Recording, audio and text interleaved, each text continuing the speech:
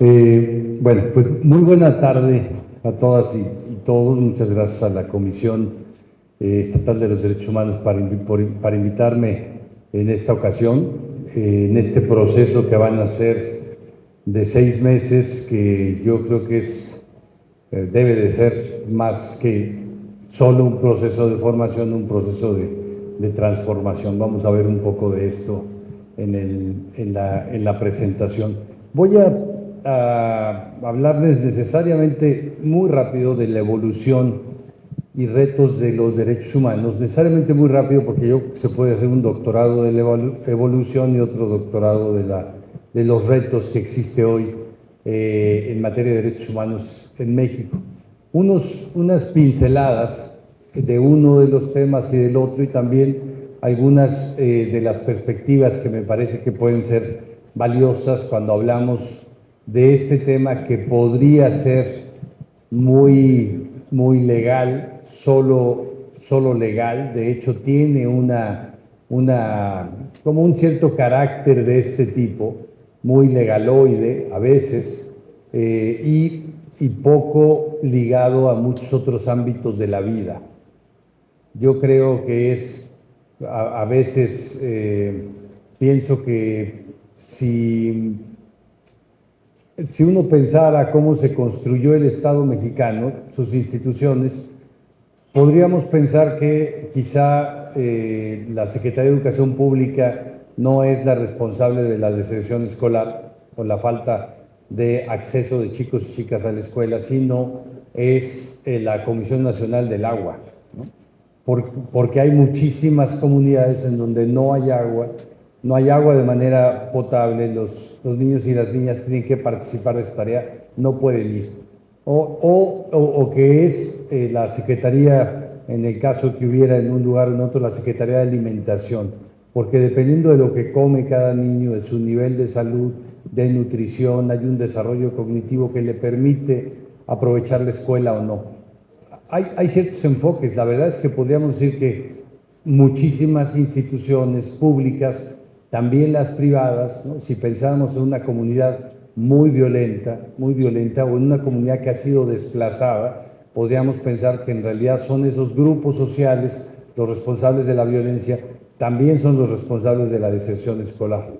Pero vemos la vida a veces de manera muy unívoca, un solo aspecto, una sola perspectiva, cuando tiene muchas explicaciones cada parte de la vida. Voy a decir algo sobre esto, y me parece que así son también los derechos humanos. Entonces voy a mencionarles algunas cuestiones.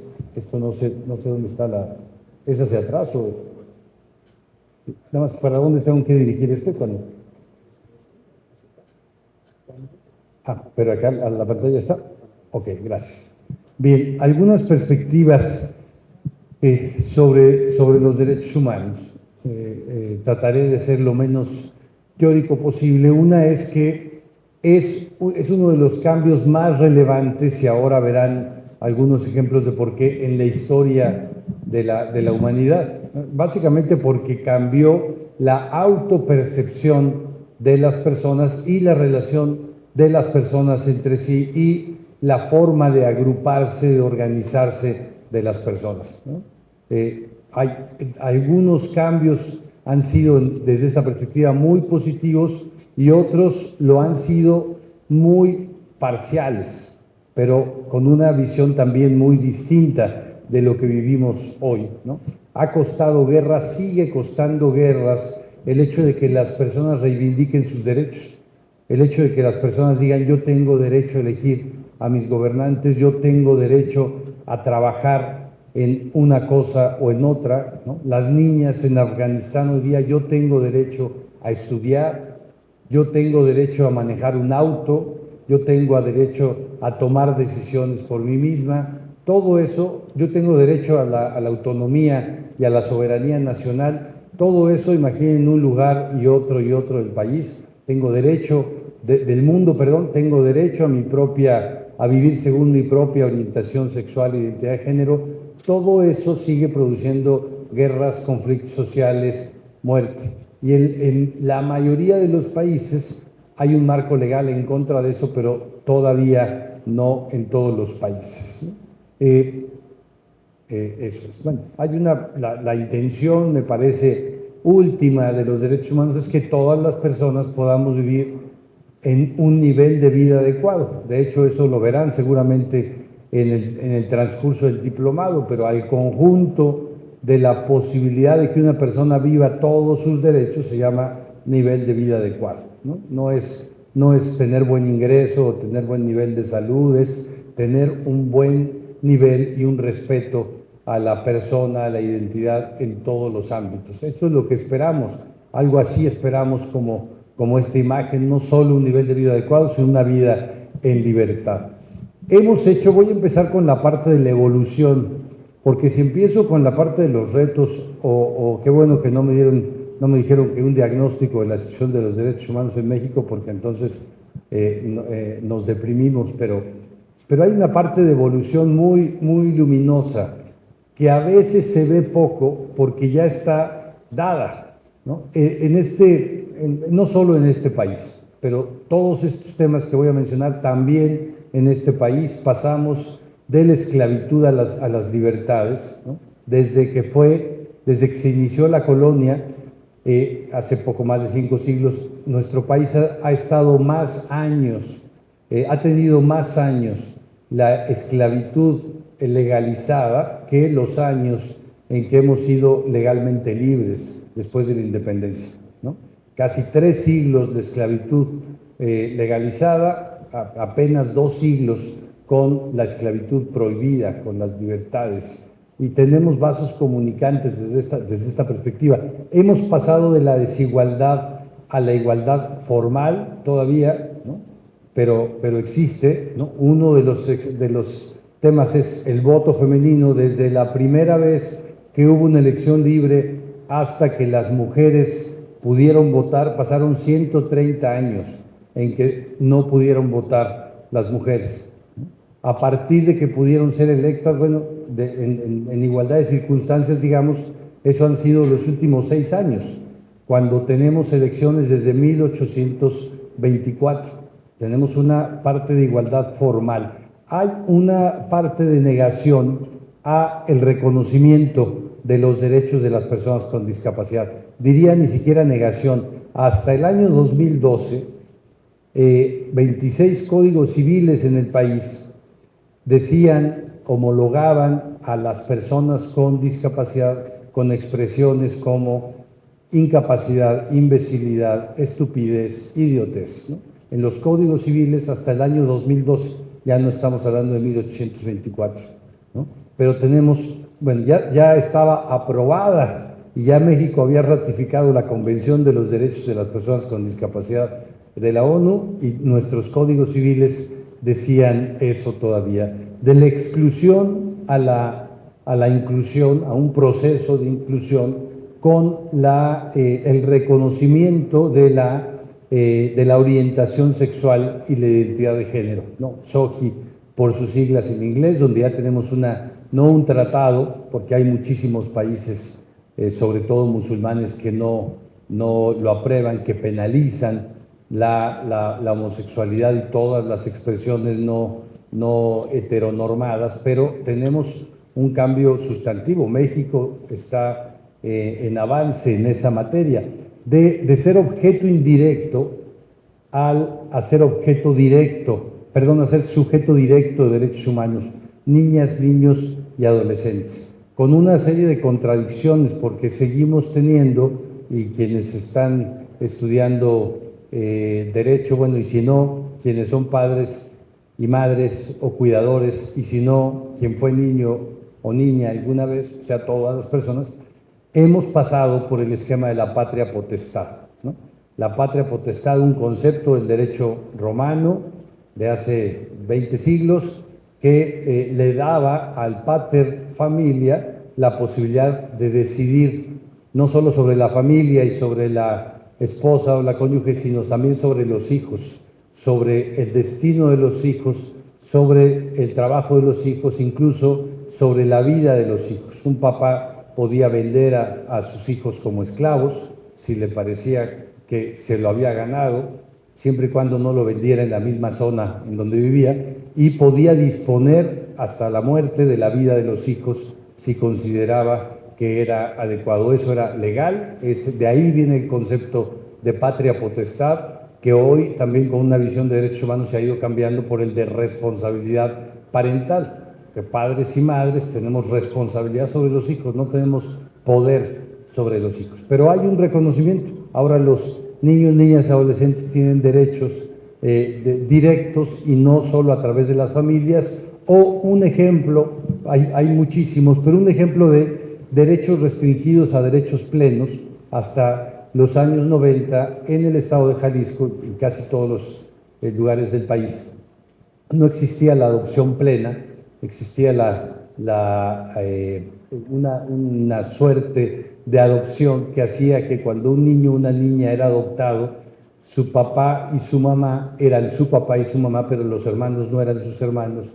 La persona no tenía derecho a heredar, no se hacía pariente de toda la familia, tenía una serie de derechos totalmente restringidos, ¿no? Tenemos adopción plena a partir de hace 25 años y como tenemos muchos otros ejemplos de derechos restringidos que han pasado a ser derechos plenos. Hemos también pasado del reconocimiento general, primero digamos, la lámina anterior era de la negación al reconocimiento, esta es de lo general a la inclusión de condiciones de vida vulneradas.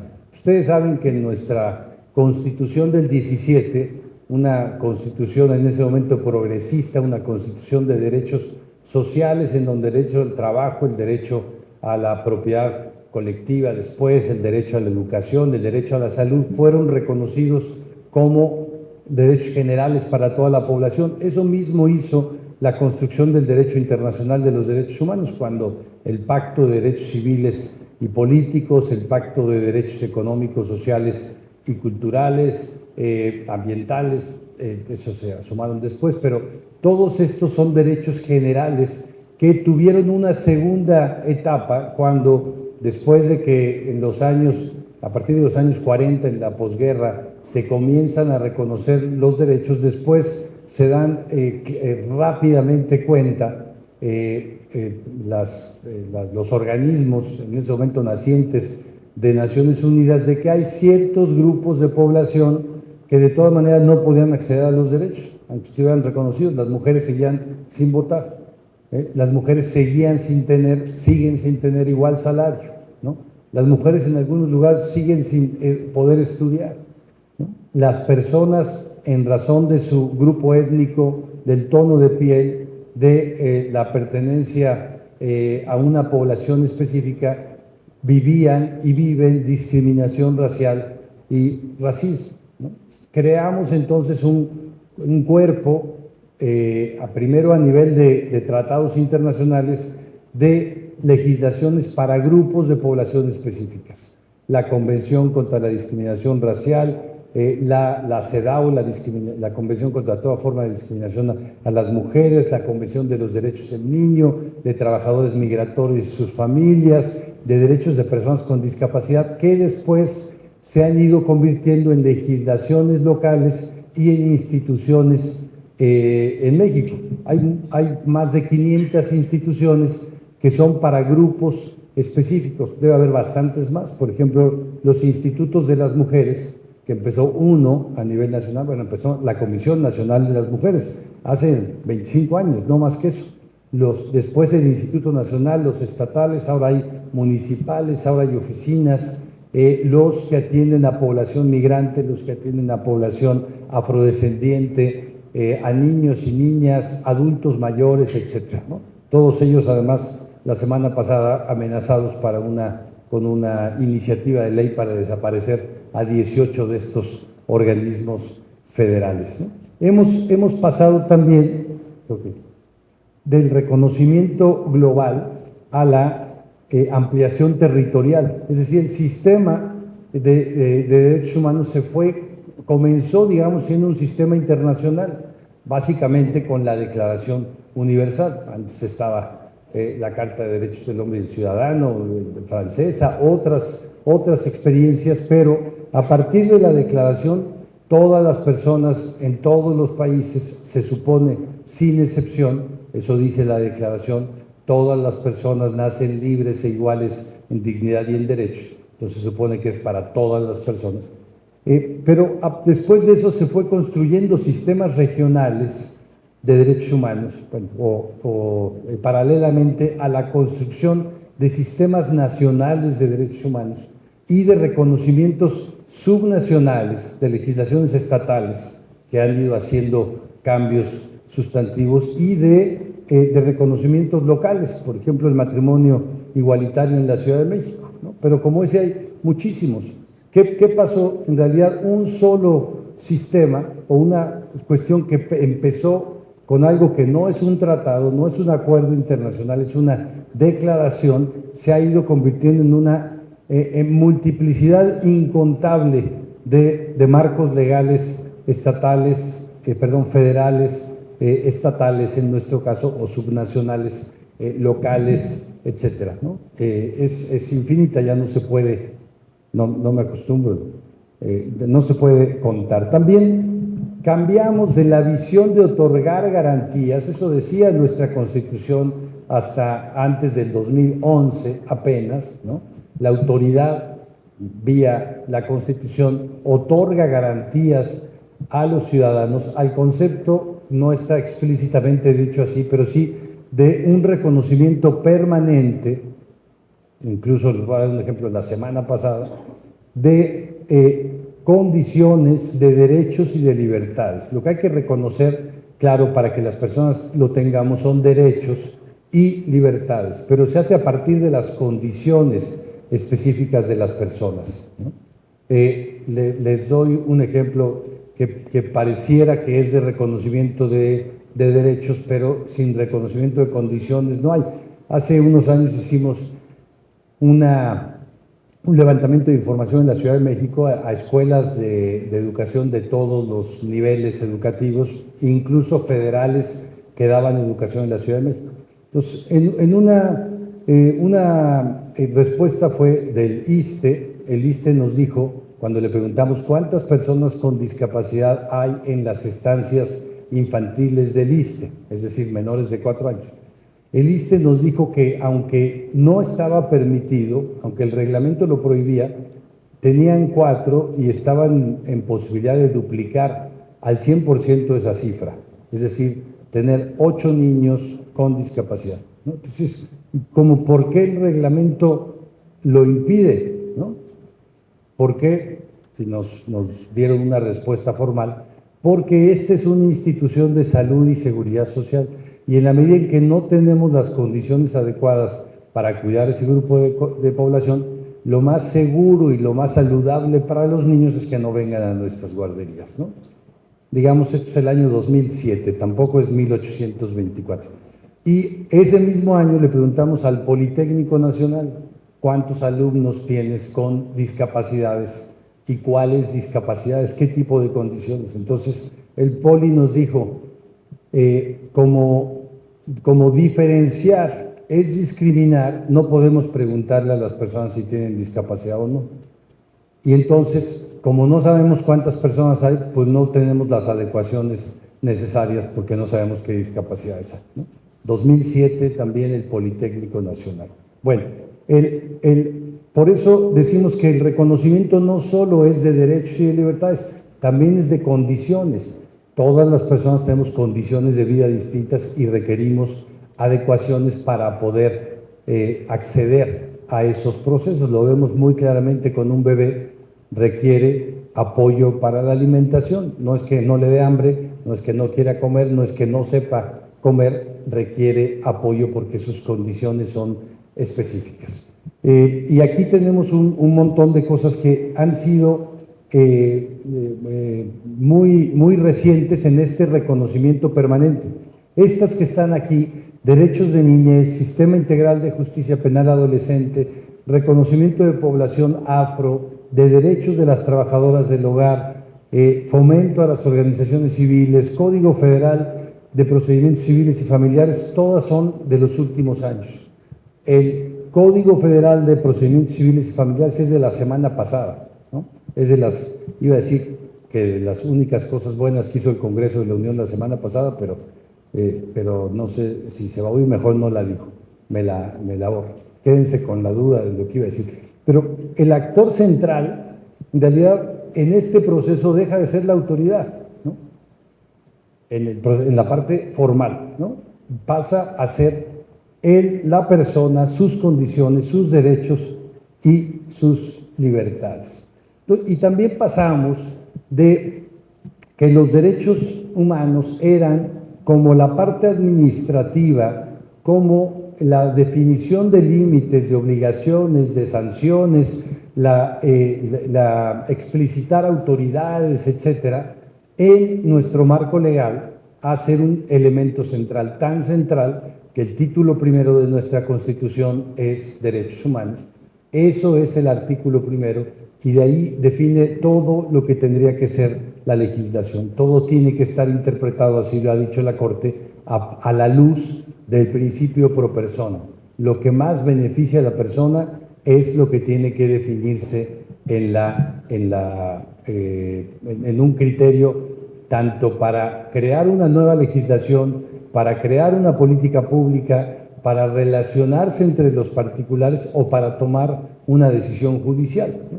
Quizá por eso, por ejemplo, en temas recientes hay una crítica la semana pasada a una ministra de la Corte porque dice que el legalismo del INAI tiene que tener 5 comisionados y no 4, la ley está por encima del derecho de las personas al acceso a la información. No pueden sesionar el INAI con 4 comisionados porque la ley dice 5 comisionados y no interpreta, digamos, a partir del principio pro persona. Hoy este es un indicador clave de cualquier democracia constitucional de derechos. También, y tenemos un montón de avances históricos que este proceso de evolución ha ido haciendo y que luego no parece, pero el hecho de que estemos aquí esta tarde, que estén muchas mujeres, que estén personas de distintos grupos sociales, que haya, no sé si haya personas con discapacidad, pero tenemos una intérprete de lengua de señas mexicana. Hay muchísimas cosas que ya no vemos, pero que son parte de los muchos avances que ha habido en materias de todo tipo, en accesibilidad, en reconocimiento de grupos, en la educación inclusiva. 2019, déjenme platicarles este caso muy bonito, logrado por una organización civil. Les voy a platicar dos cambios constitucionales en derechos humanos. Uno es muy simpático.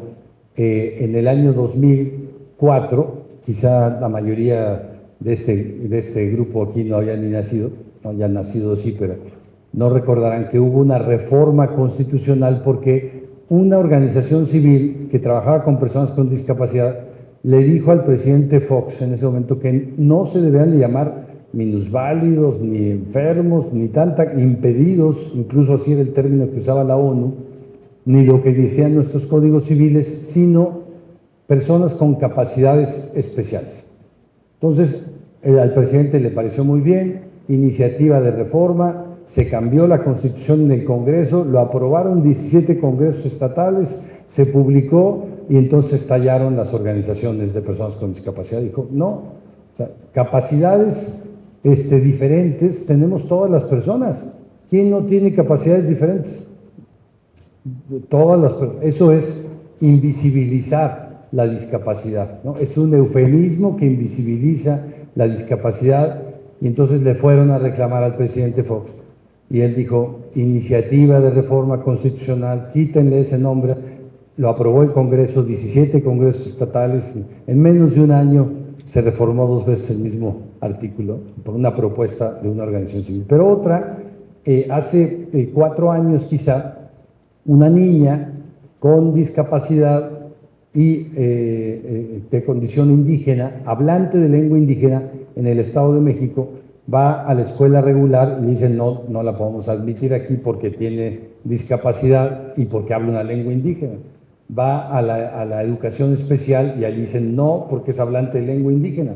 Y va a la educación indígena y le dicen no porque tiene discapacidad, ¿no? Entonces la ONG presenta un amparo, este es atraído luego por la Corte, y la Corte dice que no solo aplica el principio pro persona, sino el interés superior de la niñez, ¿no? Importa más el interés, los derechos de esa niña, que cómo está construido el sistema educativo. Entonces, que le haga como sea, pero la Secretaría de Educación Pública tiene que adecuarle un espacio en la educación.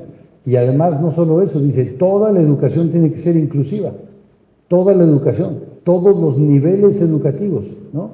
Entonces, todas las escuelas normalmente deberían tener por lo menos 5% de personas con discapacidad. Si no están, hay que ver por qué no están, porque la educación desde el 2019, además de ser laica, obligatoria y gratuita, es inclusiva, ¿no? 2019. Bueno, no me voy a ir a todos estos temas: Sistema Nacional Anticorrupción, atención integral a personas con VIH y SIDA, atención a la población migrante y solicitante de refugio. Aquí, por ejemplo, en 2011 apenas se eliminó la categoría de delito de ser migrante irregular, ¿no? Se descriminalizó en 2011 apenas, y ahora son tratados peor que delincuentes, ¿no? Pero legalmente una condición administrativa irregular, bueno, no es un delito, eso no existe, y eso ya se modificó. Custodia y protección de niños sin cuidados parentales, que existe información estadística de personas con discapacidad. Fíjense lo que representó esto en 2000, en el año 2000, en el censo de 1990, en México no había personas con discapacidad. ¿Por qué? Pues porque no se contabilizó. En el año 2000, en ese censo, aparece 1.7% de personas con discapacidad, que más o menos eran 1.7 millones, porque éramos como 100 millones. En el año 2010 se mejora el mecanismo de registro y aparecen 5.7% de personas con discapacidad. En el año 2020 ya no solo se pregunta por la discapacidad, que recuerden que las preguntas del censo son autodescripción, ¿no? Si en el censo a mí me preguntan si soy rubio y yo digo que soy rubio, pues van a decir, pues aquí dice, pues no es rubio, es autodescripción, pues ponle rubio, ¿no? Así son si alguien sale en silla de ruedas, abrir y le preguntan si tiene discapacidad y él dice que no. ¿Cuánto tiempo lleva en la silla de ruedas? Apenas 6 años. Ah, ok, pero no soy adulto mayor, no tengo discapacidad. Es autoadscripción. Entonces ya se preguntaron otras cosas. Tienes movilidad reducida, tienes ciertas funcionalidades que te ponen en desventaja, Ahora tenemos 22% de la población reconocida como con discapacidad o con algún tipo de movilidad. Entonces, ¿cómo se toma una decisión? ¿Cómo se adecúa todo si no se conocen las condiciones de la población? Es imposible, ¿no? Los derechos y libertades requieren conocer las condiciones. Recuerden al Politécnico, ¿no? No lo sé, entonces no hago nada. Ahora ya sabemos que tenemos más de 21 millones de personas así. Reconocimiento y tipificación del feminicidio, educación medioambiental, adopción plena, visibilidad de la violencia de género, prohibición de la discriminación, comisiones de búsqueda de desaparecidos, comisiones de víctimas, etcétera. Cada cambio legal ha generado después cambios institucionales, creación de instituciones, cambios en políticas públicas, cambios presupuestales, etcétera. Bueno, me sigo acá solo para que vean que es infinita la lista de lo que tenemos. Pero ¿por qué entonces, ante tanto avance, vivimos tiempos tan aciagos en términos de derechos humanos? Porque si uno lee como con atención el periódico, todos los días hay cosas que son inenarrables. Yo recuerdo que yo conocía el albergue de la Procuraduría de Justicia del Distrito Federal, que tenía a los niños temporalmente víctimas de violencias, y la directora me decía, hace un montón de años, me decía, es que ayer llegó una niña cuyo padrastro la maltrataba mucho, y ayer la niña tomó algo de él y le cortó la mano con el hacha, ¿no? La llevaron al hospital y luego a la Procuraduría. Ella me decía, cada día que vengo, escucho la peor historia del mundo, ¿no? La veo. Llego en la noche y siento que ya no puedo ver cosas más terribles que hasta el día siguiente. Eso me queda hasta el día siguiente. Eso parece ahora, ¿no? Tenemos historias realmente de terror absoluto. ¿Por qué si tenemos tantos? En parte porque no aprendemos, yo sigo diciéndole acá, y tiene que ser acá. Somos de lento aprendizaje las personas, ¿no?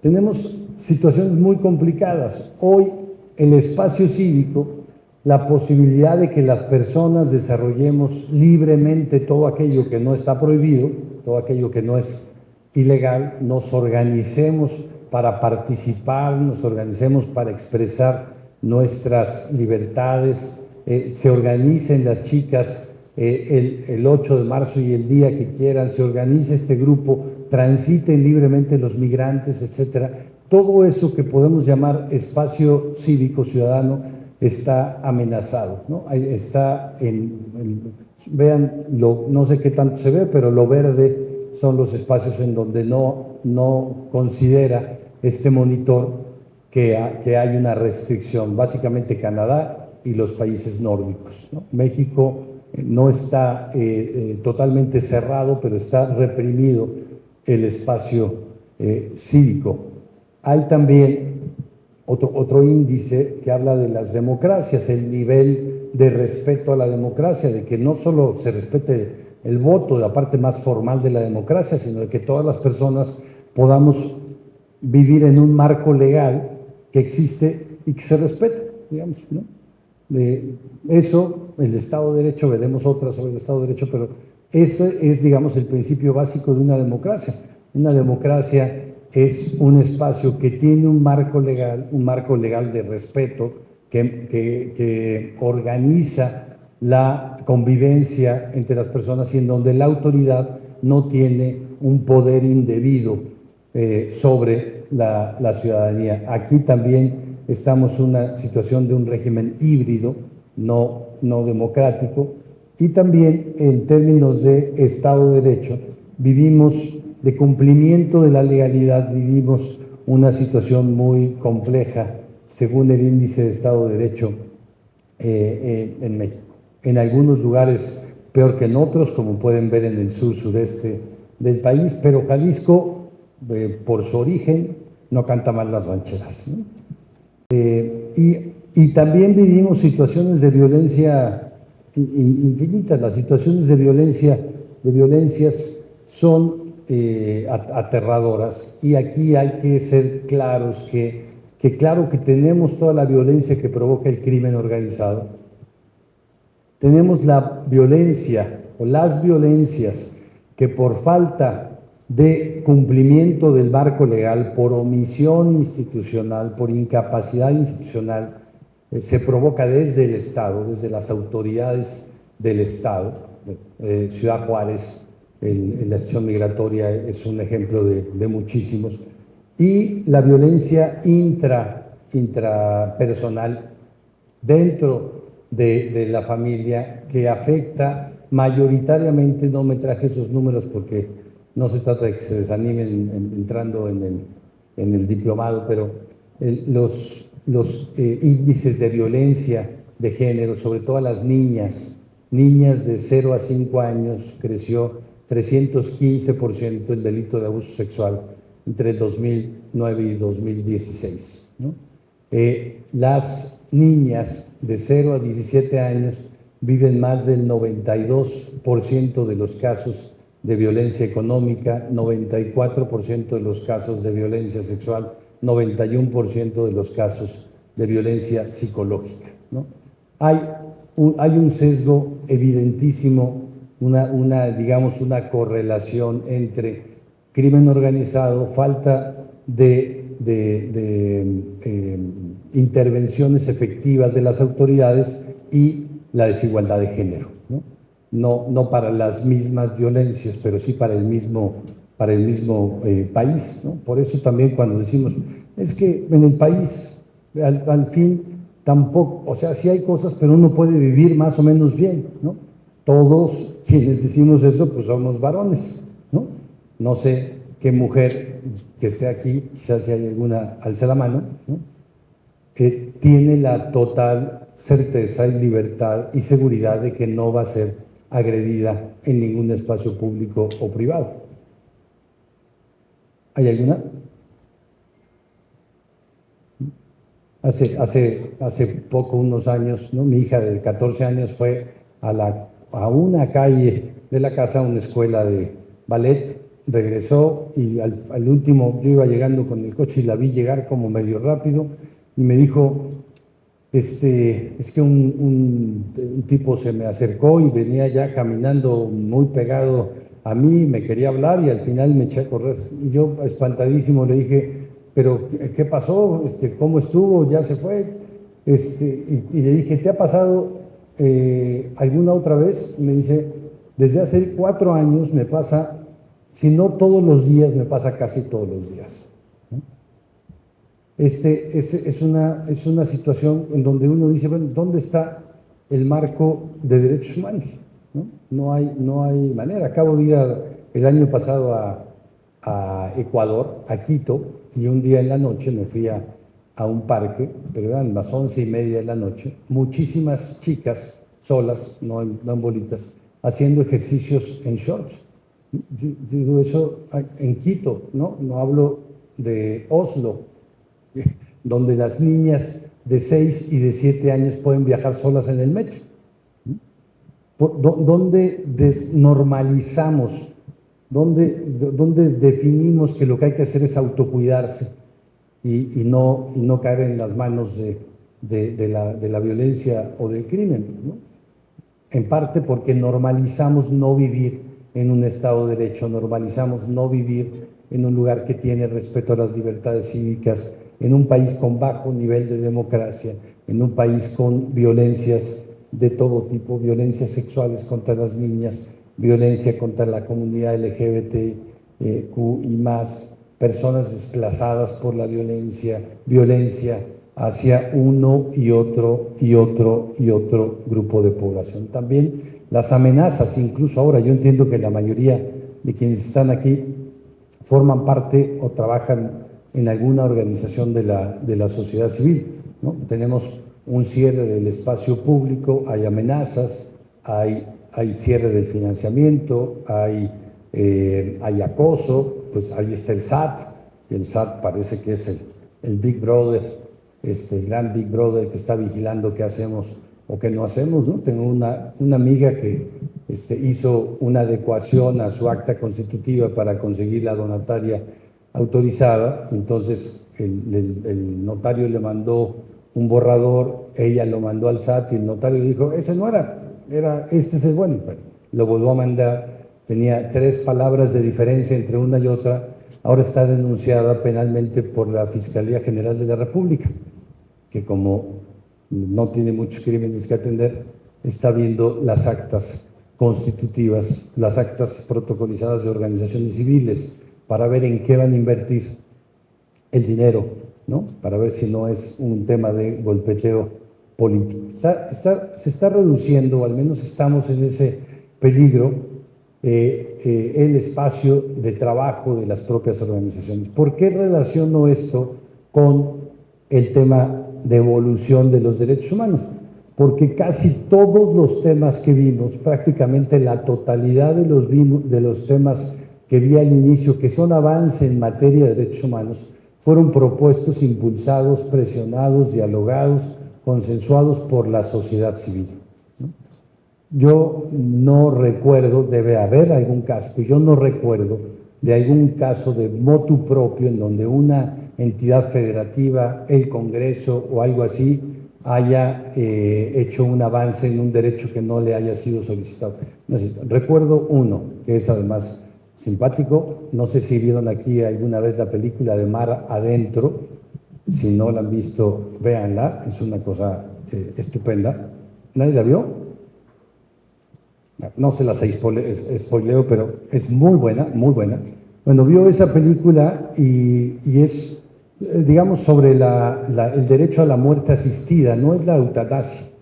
Y este hombre lo vio y fue al Congreso, era diputado de la Ciudad de México, fue al Congreso y dijo: lo que tenemos que hacer, no vamos a legalizar ni eutanasia ni muerte asistida, pero sí el derecho ¿cómo se llama? Este mecanismo a través del cual uno va al notario, define que no quiere vivir conectado si tiene muerte artificial. ¿Alguien lo conoce o no? No sé si es vigente en Jalisco.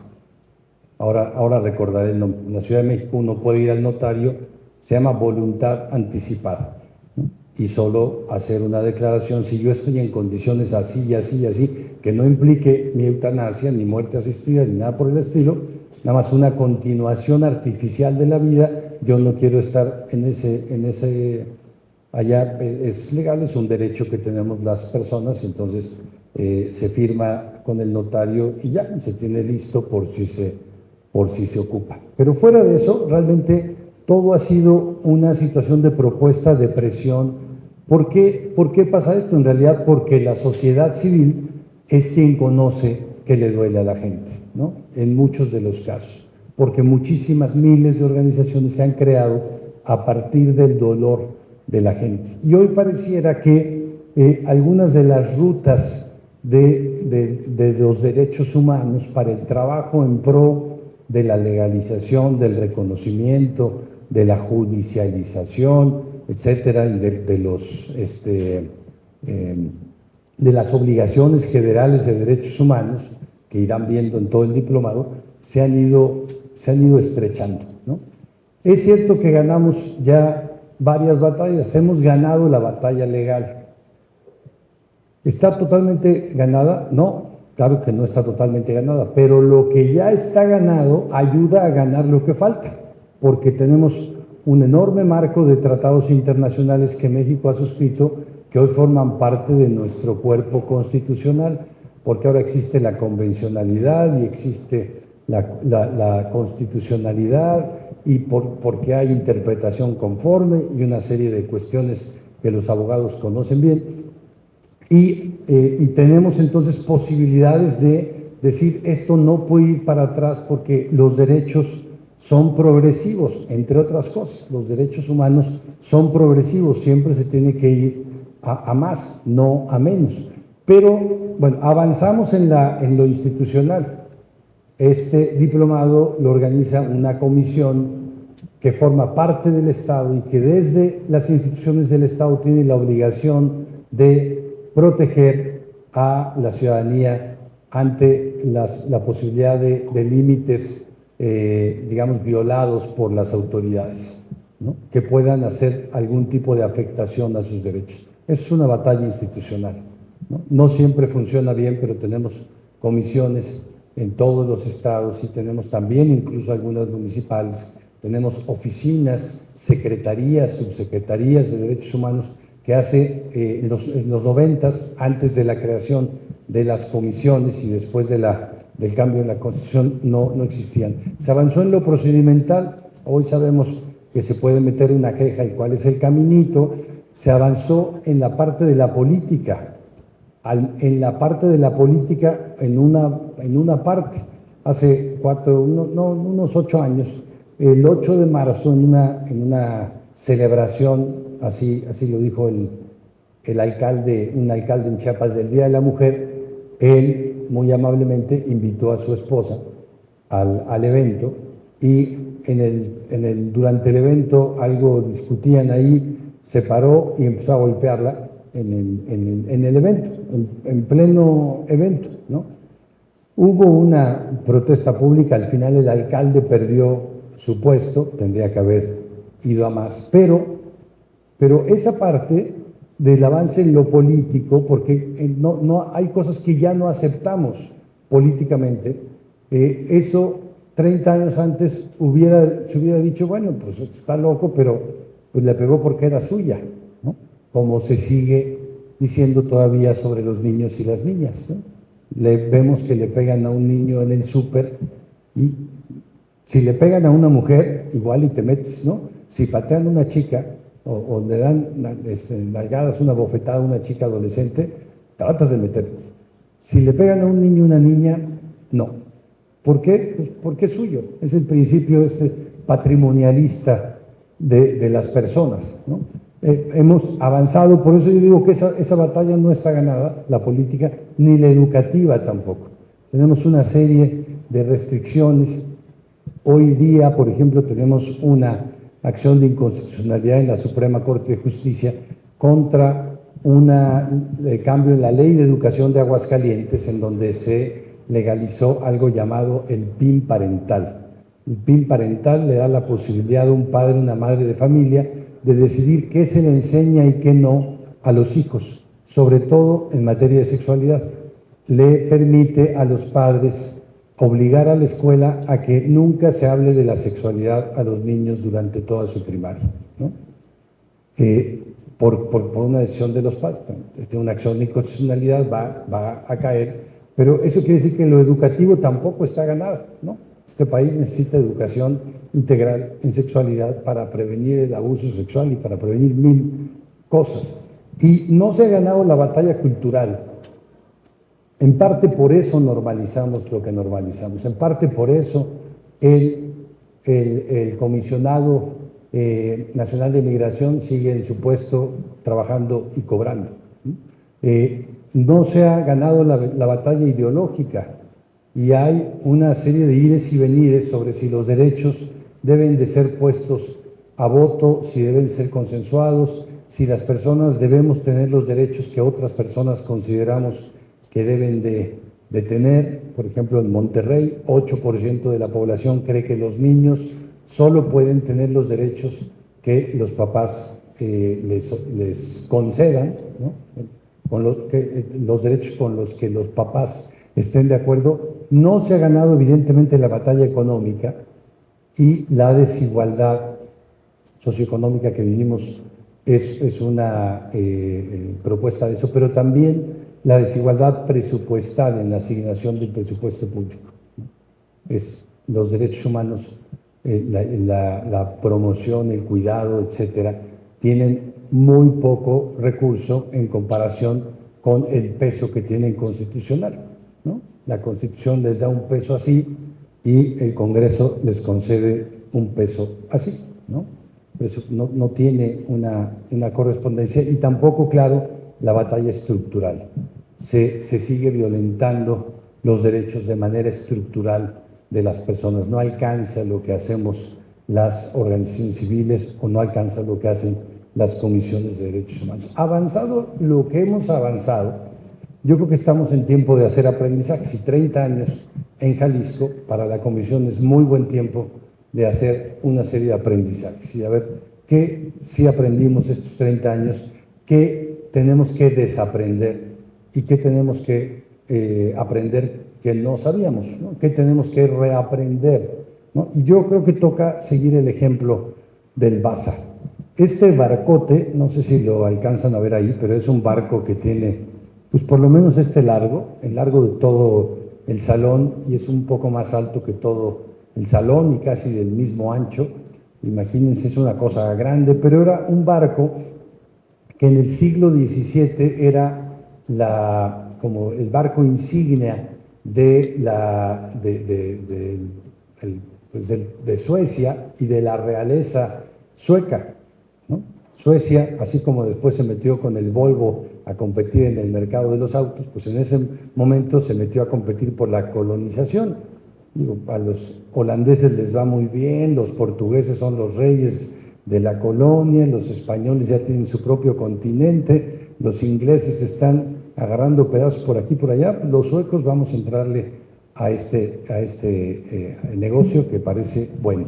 Hicieron un barco, diseñaron un barco muy grande y después pensaron que pues iban a encontrar con muchos enemigos, entonces decidieron ponerle allí, bueno, no se ve muy claramente, pero todos estos hoyitos que están acá, no tenía muchos cañones, le metieron una cantidad impresionante de cañones de un lado y del otro.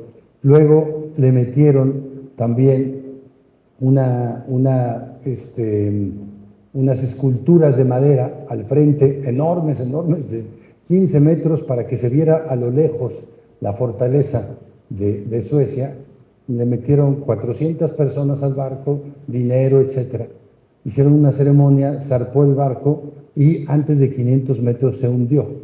Se murieron casi todas las personas, salvo el capitán y otros que ya sabían que se iba a hundir y estaban listos para salvarse. Y ese barco estuvo 300 años en la entrada del puerto de Suecia, enterrado en las aguas, ¿no? Lo sacaron y hicieron dos cosas maravillosas. Uno, es con todo lo que sacaron, pues vieron cómo era la vida de los suecos en ese momento, qué comían, qué se vestían, cuál era su moneda, todo, porque habían enterrado en realidad una cápsula del tiempo con 400 personas y lo que comían y todo, y se conservó bastante bien porque el frío ayuda. Y una cosa, por ejemplo, que se dieron cuenta es que los suecos medían más o menos lo que los celtales hoy, ¿no? Todos los suecos eran muy chaparritos, 1,50 m, ¿cómo llegaron después a 2 metros? Quién sabe, pero eso medían todas las personas. Pero lo que hicieron fue, le hicieron un museo enorme al error. No se llama así, el museo se llama Vasa, pero es un museo a qué falló. ¿Qué falló en las órdenes de la autoridad? ¿Qué falló en la ingeniería? ¿Qué falló en la capacitación de las personas? ¿Qué falló en el peso, en los cañones? ¿Qué falló? ¿No? Suecia tiene una cultura así. En realidad hace muchas revisiones de qué falló. Y si hay en un hospital, muere un niño por una bacteria, y si llega a morir un segundo niño con una bacteria, primero no se deja que mueran 20, luego no se llama al órgano interno de control, luego no se busca cuál jefe de departamento fue el culpable para encerrarlo. No, se hace una auditoría, que en realidad es una evaluación, va un cuerpo de técnicos y especialistas al hospital a ver cómo hay que evitar que sigan muriendo los niños, se arregla el asunto y se puede seguir, ¿no? ¿Qué quiere decir? Es un país en constante aprendizaje de sus errores, revisa los errores, ¿no? Acá lo que decimos es que no se note, o sea, algo hizo este gobierno, mételo para acá abajo de la alfombra, algo hizo que esto que no se vea, ¿no? Y por eso vemos luego informes de gobierno de las autoridades, de cualquier autoridad, que dicen, híjole, yo de veras quisiera vivir en ese país, ¿no? Ese estado que está describiendo sí me gusta. El que vivo no, pero esta descripción sí. El Vasa. Tenemos problemas complejos y me parece que además tenemos poco tiempo para intervenir, ¿no? Hemos dejado que muchos males sociales en el país crezcan muchísimo, ya no los describo, ¿no? Tenemos que cambiar los sistemas. Y voy a terminar diciendo como 3 tipos de cosas que me parece que son de los retos que hay que cambiar. Uno es, todas las personas somos seres sistémicos y complejos, y además estamos en relación con sistemas distintos, los de otras personas, pero el entorno, y no podemos ser vistos desde una perspectiva unidireccional, una perspectiva unidimensional, ¿no? ¿Qué necesitan las personas con discapacidad?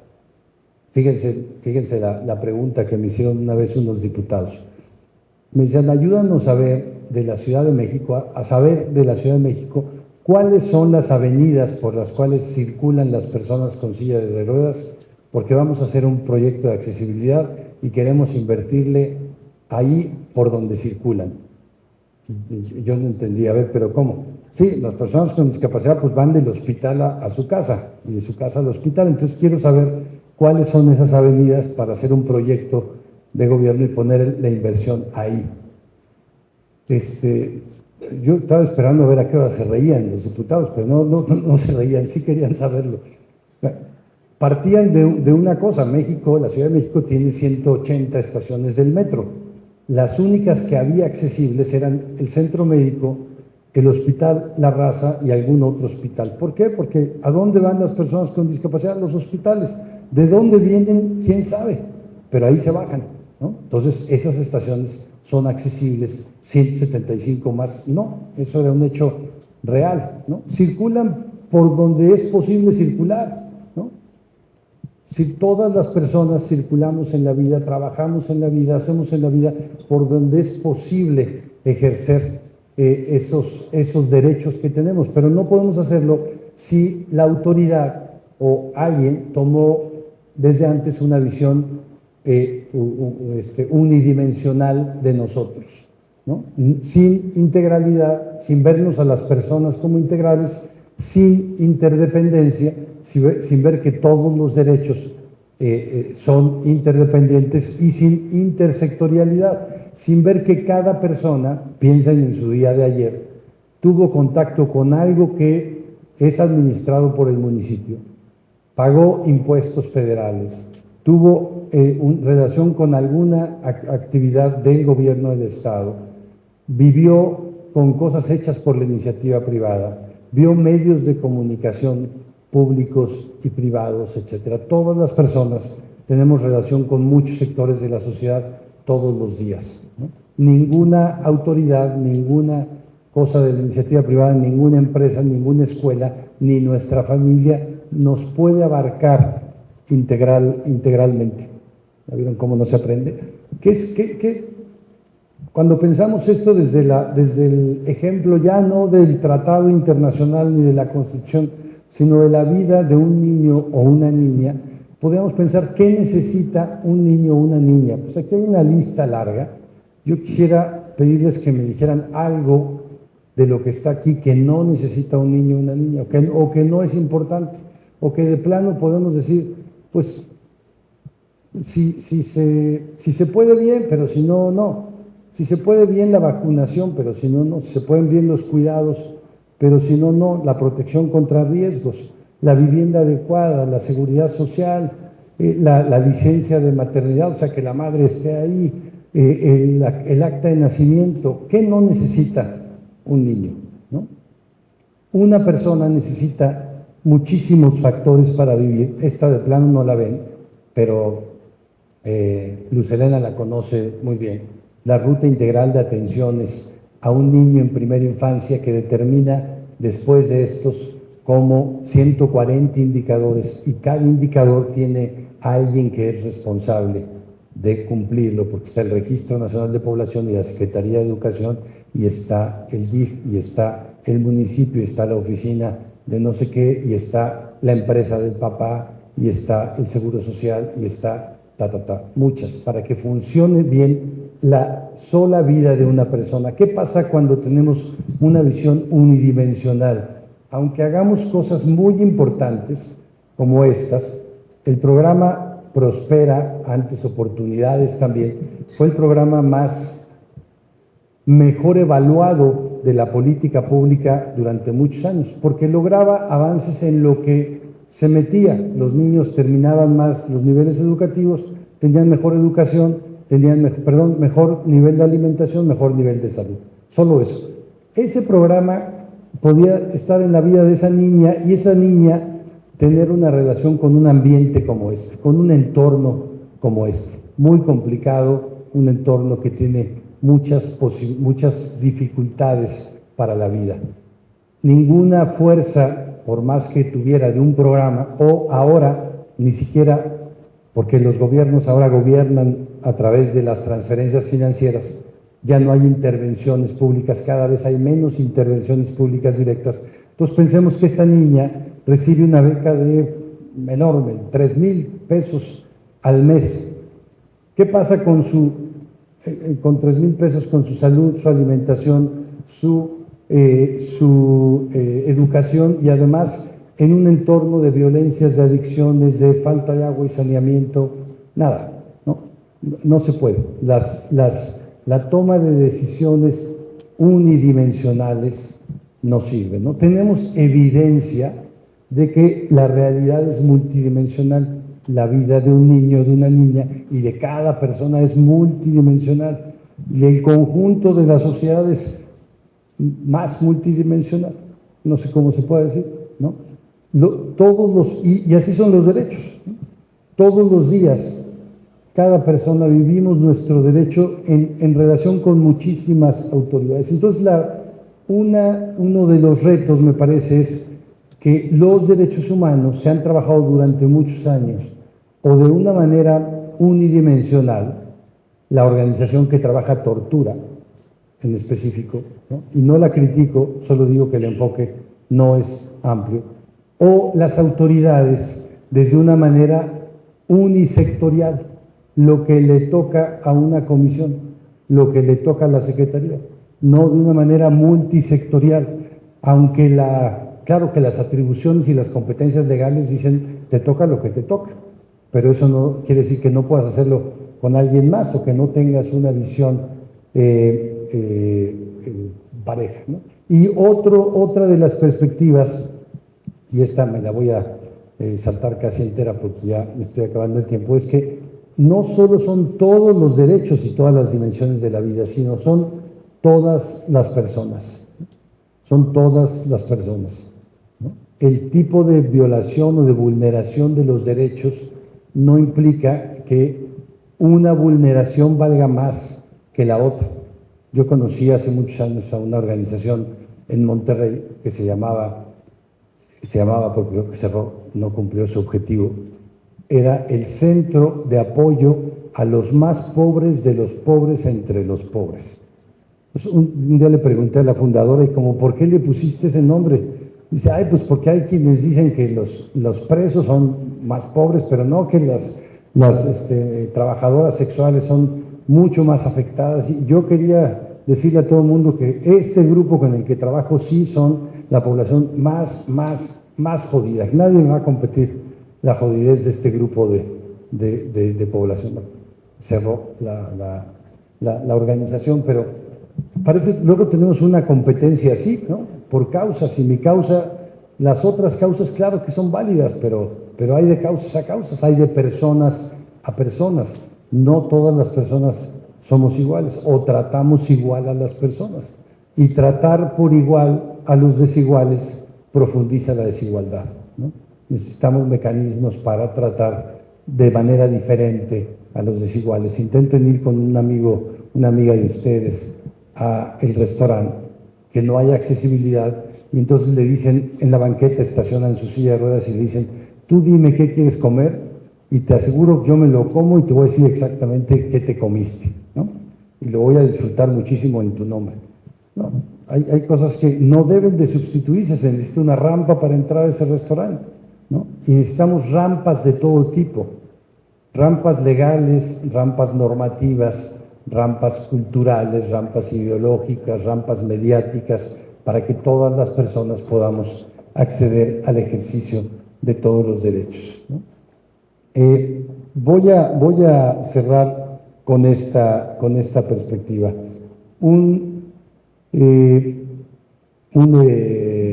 hombre que fundó una organización de discapacidad en Sinaloa, que trabajó mucho tiempo allá, Prójimo, él decía que había aprendido 3 cosas en el trabajo con personas con discapacidad. Una, que curar sirve, que prevenir sirve más, pero lo que más sirve, decía él, es modificar los factores públicos, ¿no? Modificar las perspectivas que van haciendo que los derechos se vulneren todo el tiempo sin parar, todo el tiempo sin parar. Ahora, ¿qué es lo que toca hacer? Él decía, pues yo me dedico a curar, pero yo sé que tengo que curar, tengo que prevenir, y tengo desde lo que le toca a mi organización que intentar modificar factores públicos del tipo que sean, pero modificar factores públicos. Si no, me voy ahí tengo un ejemplo de cuáles son los factores que propician la perspectiva de violación a los derechos humanos, ¿no? Hay que hacer caso de la realidad, porque la realidad es intersectorial, la realidad somos todas las personas, y la realidad es un marco de derechos que ya hemos ido avanzando enormemente en el país, ¿no? Ustedes saben, los ODS, este acuerdo mundial enorme, tiene todos los temas posibles, pero no pudieron dejar de poner el tema de la colaboración. Y no es un tema de que todos los demás son los importantes, violencias, pobreza, agua, océanos, y este no, porque sin este no se pueden hacer todos los demás. Sin una mirada intersectorial, sin una mirada integral, sin una mirada interdependiente. Yo creo que construimos lo que creemos, no lo que queremos. Y yo les invito a que en estos 6 meses, bueno, podríamos agregar lo que sabemos, ¿no? Podemos ser doctores en derechos humanos y no creer en los derechos humanos, ¿no? Entonces me parece que una tarea fundamental de este diplomado es cambiar nuestras creencias sobre los derechos humanos, porque vamos a construir procesos de derechos humanos y no solamente tenerlos, vamos a construir miradas como esta, ¿no? De estos niños que cuando ven una condición distinta, no ven en principio el prejuicio o no ven en principio el estigma, ¿no? Ven la actividad conjunta y ven a la persona, ¿no? Un adulto ve esto y siempre ve primero al niño, quizá una cierta compasión, ve la discapacidad, ve que cómo no lo van a lastimar, ve que qué padre que está ahí, que los otros niños muy buenos lo incluyen, vemos otras cosas, nuestra mirada se ha ido transformando. Y creo que una cosa que tenemos que hacer, y terminé con esta, es tratar de ver qué tipo de historia queremos construir con los derechos humanos, porque aprender derechos humanos no es aprender casi lo mismo que cualquier otro tipo de cosas. O esto transforma nuestra vida o no aprendimos derechos humanos. Transforma nuestra mirada sobre la sexualidad, sobre los vecinos, sobre los extranjeros, sobre mis derechos, sobre el sistema de salud, sobre las autoridades. Transforma esto y entonces transforma historias o nos vamos a convertir en el peor de los casos en no sé, personas teóricamente muy informadas, pero que no pueden transformar las realidades, ¿no? Y se trata de transformar historias. Yo creo que estamos hechos de historias, decía Eduardo Galeano, yo también, y yo estoy seguro que la experiencia personal de cada uno y de cada uno de ustedes dice, estamos hechos de historias. Muchas gracias.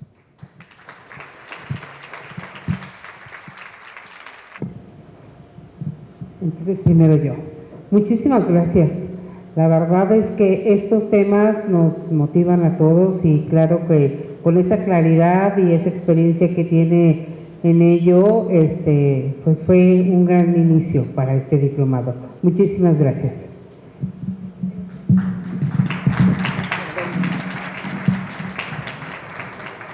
Y bueno, me va a permitir hacer la lectura de este reconocimiento.